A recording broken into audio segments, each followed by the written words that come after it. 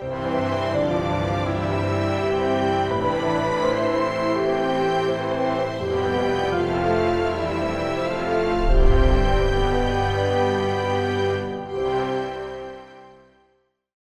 다른 말로는 강림절 그렇게 부르기도 합니다. 이때의 대라고 하는 것은 기다릴 대입니다. 그리고 임이라고 하는 것은 임할 임을 말합니다. 그러니까 대림절에 지금 누군가를 지금 우리들이 기다려요. 여러분 누구를 기다릴까요? 정답을 말씀해 주셔서 감사합니다. 이 대림절에 우리가 다른 것을 기다리는 것이 아니라 어이 학생들에게 물어봤습니다. 성탄 이 시절에 뭘 가장 마음속에 바라고 소원하고 기다리니 그랬더니 산타크루스 할아버지래요. 우리가 산타크루스 할아버지를 기다리는 게 아닙니다. 누구를 기다려요? 예수 그리스도를 기다립니다. 2000년 전에 예수님이 이 땅에 오신 것처럼 예수님이 이 세상에서 구원의 사역을 다 완성하신 다음에 우리가 구원받을 수 있는 모든 구원사에 대한 것은 우리가 한 것이 아니라 하나님이 완성시켜 주셨어요. 그래서 예수님이 마지막 십자가에서 다 이루었다, 그 이야기는 다 완성했다 그 말이에요. 다만 우리는 그것을 믿기만 하면 돼요. 하나님이 나를 위해서 하신 그 일을 나는 인정합니다. 그리고 그 사건이 바로 나를 위한 사건이라고 나는 믿습니다. 이런 믿으면 구원받습니다. 믿으면 천국 갑니다. 믿으면 용서받습니다. 믿으면 구원받습니다. 그래서 믿음을 요구하는 거예요. 그러면서 예수님이 그것으로 끝난 것이 아니라 하늘 보좌 우편으로 올라가시죠. 여러분이 성경에 가장 크게 둘로 구별을 합니다. 옛날에 있었던 약속을 우리가 뭐라고 이야기하는가? 구약이라고 그래요. 새롭게 우리에게 주신 그 약속을 뭐라고 이야기하죠? 신약이라고 그럽니다. 그래서 이제 옛날에 그것을 구약, 다시 말해서 영어로 Old Testament라고 그럽니다. 이 Testament라고 하는 것은 약속이라 그 말이에요. 언약이라 그 말이에요. 그래서 옛날에 하나님이 주신 약속, 그것을 구약이라고 그렇게 우리가 부르고 있고요. 새롭게 우리에게 주신 약속을 신약, New Testament라고 그럽니다. 그때 그 약속을 누가 줬는가? 하나님이 주신 거예요. 사람끼리 이루어지는 그 약속은요, 약속하고 뒤돌아서서 잃어버릴 때 있을까요? 없을까요? 있어요. 또 하나, 약속을 하긴 했지만 그 약속을 지킬 수 있는 상황이 안 돼요. 그러면 약속 지킬 수 있어요? 없어요? 못 지키죠.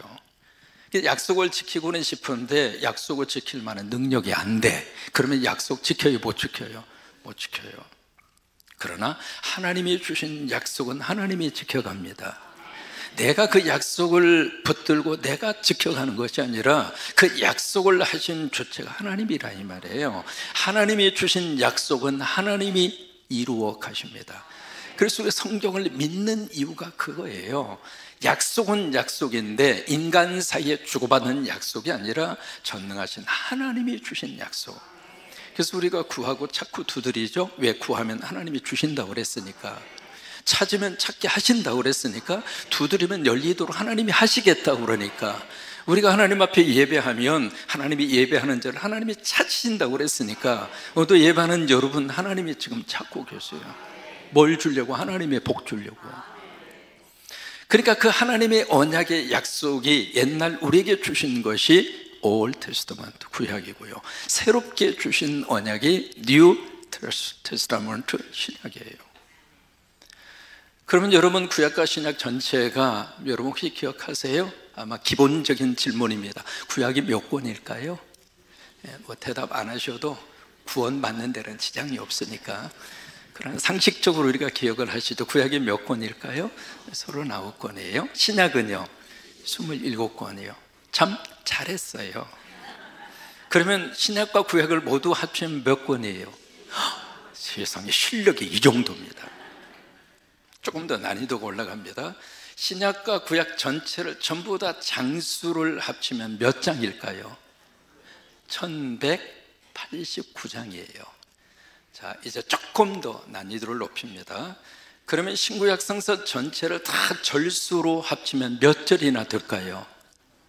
31,073절입니다. 그러면 31,073절 가운데 구약 성경에서 가장 많이 우리에게 약속한 내용이 뭘까? 메시아를 보내리라. 이 세상을 구원할 구세주를 하나님께서 보내주시리라. 그 약속이 465절이 나옵니다. 그러면 성경 전체 속에서 31,073절 가운데 465절이라면 전체 성경의 분량 가운데 거의 몇 프로가 될까? 몇 프로일 것 같아요? 거의 15%가 넘습니다. 그러니까 성경 속에서 특별히 구약에서 내가 메시아를 보내리라, 내가 세상을 구원할 구세주를 보내리라, 그 예언의 말씀을 가장 많이 우리에게 해준 선지자 이사야입니다. 그리고 미가서, 그리고 스바냐입니다. 그 당시에 그들이 활동했던 그 당시의 역사 속에서 가장 힘들 때예요. 암울한 역사 속에서, 칠흑 같은 어둠의 그 속에서 하나님이 그들을 통해서 우리에게 언약으로 주신 그 약속의 말씀이 장차 메시아를 보내리라, 이 세상을 구원할 구세주를 보내주리라, 그 약속의 말씀을 이루고 있는 것이 바로 구약이에요. 그리고 그 언약의 말씀대로 이 땅에 오신 분이 예수 그리스도입니다. 그래서 우리가 성탄절을 축하하고 성탄절을 환영하는 거예요. 왜요? 성탄절에 하나님께서 약속하신 그 메시아가 이 세상에 예수 그리스도로 오셨기 때문이에요. 그러면 그것으로 끝났는가? 아니에요. 예수님이 모든 구원 사역을 마치신 다음에 하늘로 올라가시고 나서 그 다음에 우리에게 주신 약속이 있습니다. 내가 때가 되면 다시 오리라. 내가 때가 되면 다시 오리라. 내가 때가 되면 다시 오리라. 크게 아멘 하십시오. 이 약속을 누가 해 주셨는가? 예수님이 해 주셨어요. 여러분, 그 약속의 구절이 신약 성경 속에서 몇 절이 나오는가? 300절 나옵니다. 많아요, 적어요? 엄청나게 많은 겁니다. 신약 전체 속에서요, 마태부터 요한계시록까지 25절에 한 번씩 하나님이 우리에게 말씀하십니다. 내가 다시 오리라. 25절에 한 번씩 내가 다시 오리라. 그게 신약입니다. 우리가 대림절에 누구를 기다리는가? 이미 오신 예수 그리스도를 기다리는 게 아니에요. 왜? 예수님은 이미 오셔서 구원사역을 마치시고 하나님 보좌 우편에 올라가신 거예요. 그러면 대림절에 누구를 기다리는가? 다시 오시마 약속하신 재림으로 다시 이 땅에 오실 예수 그리스도, 그분을 기다리는 교회력의 절기가 대림절입니다. 올라가시기 전에 마지막으로 주신 말씀이 여러분 아시는 사도행전 1장 8절입니다. 그 말씀을 마지막으로 주신 거예요. 오직 성령이 너에게 임하시면 뭘 받아요? 권능을 받아요. 여러분, 그 권능은 하나님의 권능입니다. 그 하나님의 권능을 여러분의 권능처럼, 여러분의 힘처럼 제한시키지 마세요. 권능을 받고 예루살렘과 유대와 사마리아와 땅 끝까지로 내 증인이 되리라. 그리고 나서 예수님이 하늘로 올라가세요. 올라가시고 나서 구름이 가립니다. 가리는데 그 모습을 감람산에 있었던 사람들이 하늘을 멍하고 바라봅니다. 여러분, 그때 하늘을 바라보는 그들의 마음은 어떤 심정일까? 멘붕입니다. 멘붕. 지금까지 주님 바라보고 주님에게 기대하고 그래서 돌아가셔서 실망했는데 살아나셨거든요. 그렇다면 제2의 뭔가를 기대하고 있었는데 감람산에서 하늘로 그냥 사라진 거예요. 그래서 거기 있었던 사람들이 멘붕 상태에 빠진 거죠. 근데 그런 속에서 두 명의 흰 옷을 입은 천사가 나타나서 그들에게 메시지를 줍니다. 그 메시지가 사도행전 1장 11절이에요. 뭐라고 메시지를 주는가? 같이 한번 읽을까요? 이르되 갈릴리 사람들아, 어찌하여 서서 하늘을 쳐다보느냐? 너희 가운데 하늘로 올려지신 이, 자 보세요, 하늘로 올려졌어요. 예수님이 하늘로 올라간 거 아니에요. 하나님께서 예수 그리스도는 하늘로 올려지게 하신 거예요. 여러분, 이게 휴거입니다. 내가 하늘로 올라가는 것이 아니라 하나님이 나를 하늘로 올려지게 하시는 거예요. 하늘로 올려지신 이 예수는 그 다음에 중요합니다. 하늘로 가심을 본 그대로 오시리라. 그대로 오시리라. 그대로 오시리라. 이 예수 그리스도를 우리는 대림절에 기다리는 거예요. 요한복음 14장 3절도 마찬가지입니다. 같이 한번 고백할까요? 가서 너희를 위하여 거처를 예배하면 내가 다시 와서, 주님이 다시 온다는 거예요. 여러분, 이 약속을 누가 하셨어요? 예수님이 하셨어요. 여러분, 예수님이 약속하신 대로 오시려고 믿으시면 손 들고 아멘 한번 할까요? 내가 다시 온다는 거예요. 다시. 히브리서 10장에 보시면은요, 조금 더 우리에게 구체적으로 말씀을 하십니다. 히브리서 10장 37절 시작. 잠시 잠깐 후면. 여러분, 잠시 잠깐, 눈 깜빡할 사이라는 이야기예요. 지금 시대적으로 우리가 어느 시대를 살고 있는가? 주님이 오실 때가 가까운 시대를 살고 있습니다. 여러분, 세상 돌아가는 모습을 보세요. 성경 말씀하고 점점 가까워집니까? 성경에서 자꾸 멀어집니까? 사람의 생각도 그러고요, 가치관도 그러고요, 모든 이념도 그렇습니다. 성경에서 말씀하시고는 말씀에 나타나는 현상들이 여기저기에서 한두 가지 나타나는 게 아닙니다. 지금 주님 오실 때가 가까워졌다 이 말이에요. 마지막 요한계시록 22장에 보시면은요, 마지막 요한계시록 22장 마지막 절이 아멘으로 끝나거든요. 그래서 성경은 태초로 문을 열고 아멘으로 성경이 끝납니다. 신앙생활하면서 우리가 가장 많이 입술로 고백해야 할 영적 언어가 아멘입니다. 여러분, 예배 드리시면서 아멘 많이 하세요. 하나님의 말씀 앞에 아멘 하시고, 찬송을 부르면서 아멘하고, 찬송을 들으면서 아멘하고, 악기를 연주하면서 아멘하고, 기도를 드리면서 아멘하고, 기도를 받으면서 아멘하고. 여러분, 하나님이 가장 기뻐하는 단어 중에 하나가 아멘이에요. 이 단어는 전 세계 어디를 가든지 다 통합니다. 여러분, 아까도 감사 영상에서 마지막에 뭘로 끝나요? 아멘으로 끝나잖아요. 그러니까 우간다 사람도 우리하고 똑같이 아멘 하잖아요.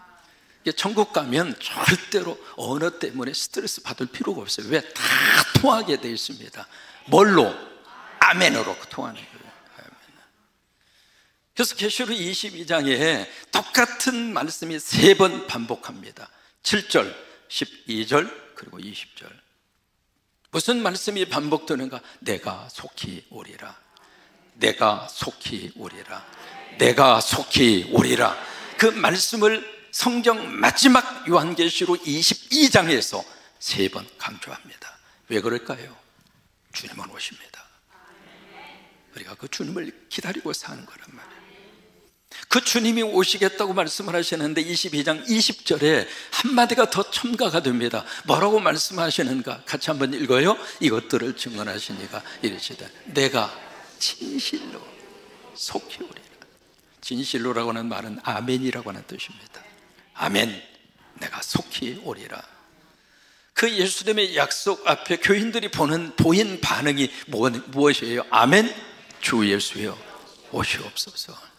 아까 우리 청년들이 마라나타 찬양했죠? 참 그 찬양 그 자체 선곡을 너무 잘했어요. 여러분, 마라나타라고 하는 말은 아람어예요. 예수님이 쓰신 언어라 그 말이에요. 성경에 예수님이 쓰신 언어가 몇 군데 이렇게 남아 있습니다. 그 중 하나가 달리다 꿈, 또 하나가 마라나타입니다.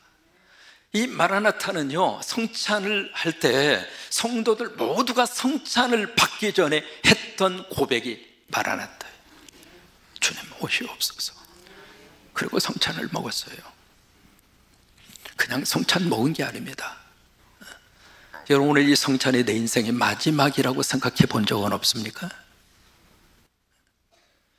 다음 달에 여러분들이 오셔서 1월 첫째 주 예배 시간에 참석하셔서 이 성찬을 먹을 수 있다고 보장받은 삶을 우리가 살고 있습니까? 아니에요. 성찬을 먹기 전에 그들은 마라나타. 예배를 마치고 그들이 예배를 끝난 다음에 성전을 떠날 때 그들이 같이 고백했던 것이 마라나타예요. 예배를 마치고 갑니다. 주님, 내 삶의 자리에서 언제라도 주님이 오시더라도 아멘, 주 예수여 오시옵소서. 여러분, 그런 믿음으로 살라고 하는 거예요. 주님은 오고 싶은데 하도 이 땅이 먹고 그리고 마시고 놀 게 많으니까 주님 오긴 멀어요. 조금 있다 오세요. 이제 좀 살만하니까 이제 아파트 당첨돼서 50평으로 이사 가려고 그러는데 주님 오시면 어떻게 돼요? 조금 있다 오세요. 그런 교인들이 있어요 없어요? 대답을 하지 마세요. 그게 아니었다 이 말이에요. 주님이 언제 오시더라도 아멘, 주 예수의 오시옵소서.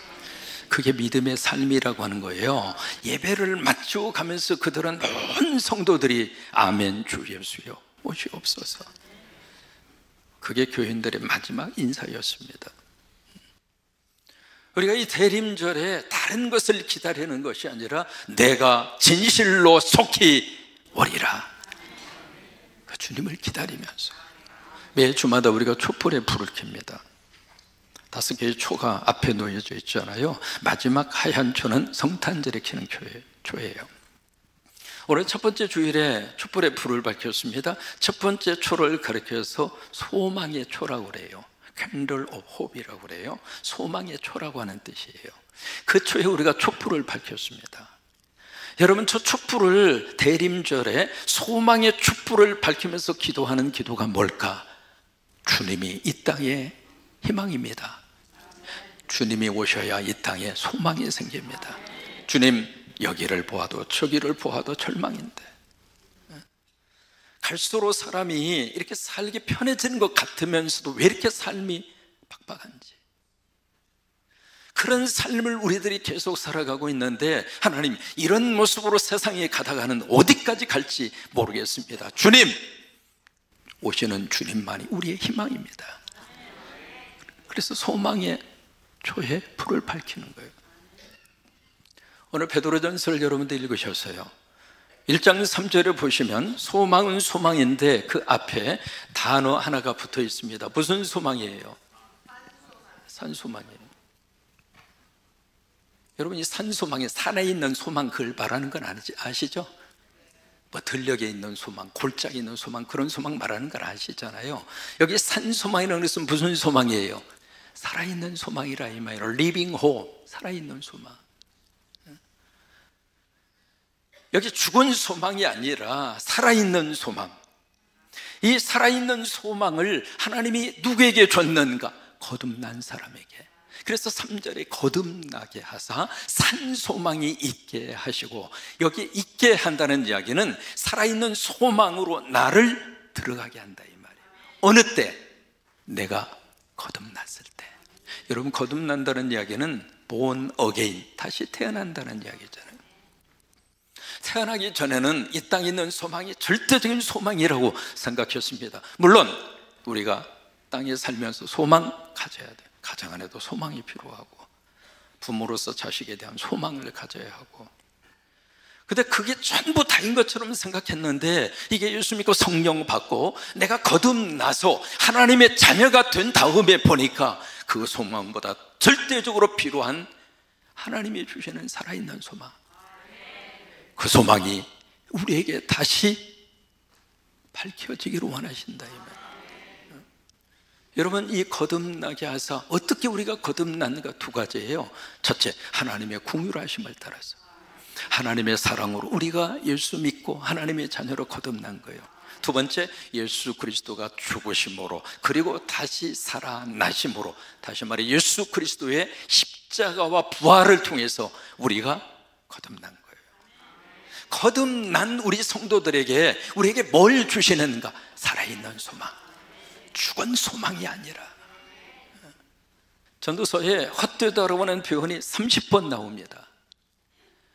땅의 소망만 가지고 우리들이 살다가 보면 결국 마지막에 가서는 잡은 것 같은데 없어요. Nothing, 아무것도 없어요. 그렇게 살던 우리들에게 하나님께서 긍휼을 베풀어 주시고 예수 그리스도의 십자가와 부활을 통해서 우리를 다시 태어나게 하셔서 땅의 소망이 아니라 하늘의 소망으로, 살아있는 소망으로. 그래서 4절 말씀에 이 살아있는 소망의 특징을 뭐라고 이야기하는가? 3가지로 이야기합니다. 첫째, 썩지 않는다, 안 썩는다 이 말이에요. 그 다음에 더럽지 않을 것이다, 다시 말해 스포일 되지 않는다 그 말이에요. 3번째, 쇠하지 않을 것이다. 쇠한다는 이야기는 사라진다 그 말이에요. 그런데 이 살아있는 소망이 어디에 간직해 두셨는가? 4절에 하늘에 간직해 두셨다. 다시 말해 그 살아있는 소망을 이 땅에서 그 누구도 빼앗아가지 못할 것이다. 묻습니다. 여러분이 그 소망이 있습니까? 여러분이 그 소망이 있습니까? 그래서 9절 말씀에 그 소망의 구체적 내용을 9절에서 그렇게 설명합니다. 믿음의 결국. 그 이야기는 믿음의 궁극적인 결론이 뭐냐? 영혼의 구원이라 이 말이에요. 여러분, 그게 살아있는 소망이에요. 그 소망 가지고 우리가 살아갈 수 있게 되기를 바랍니다.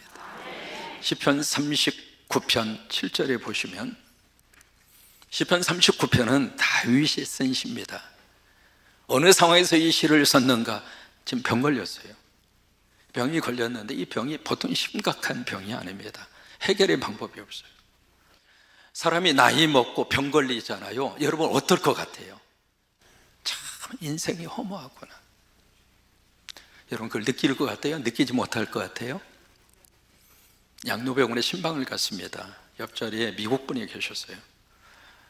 그래서 쭉 보니까 벽에 사진이 쭉 붙어 있는 거예요. 자세히 가서 보니까 잘생겼어요. 유럽 계통의 미국 분인데 대화를 나눴습니다. 젊은 시절 이번에 대학교 교수였습니다. 은퇴를 하시고 양로병원에 들어오셔서 거기서 이렇게 계시는데 벌써 나이가 많이 드셨어요. 물어봤습니다. 1년에 몇 명이나 가족들이 찾아오는데 물었더니 2번 내지 3번이래요. 침대 한 칸에. 이제 나이 먹고 병 걸리고, 그때 사람은 뭘 느끼는가? 참 인생이 이런 건가? 삶이 이런 건가? 다윗도 마찬가지입니다. 지금 병에 걸려서 지금 그래서 마지막 39절 끝부분에 그렇게 기도해요. 하나님, 내 생명 걷어가기 전에 나 좀 건강 회복시켜 주세요. 그 절규를 하는 거예요.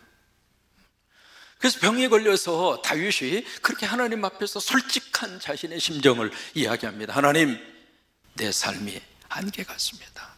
내 남은 인생이 마치 한 뼘의 길이와 같습니다. 그렇게 고백하던 6절에 한 뼘의 길이라고 하는 것은 영어로 호흡 한 번이라 이 말입니다.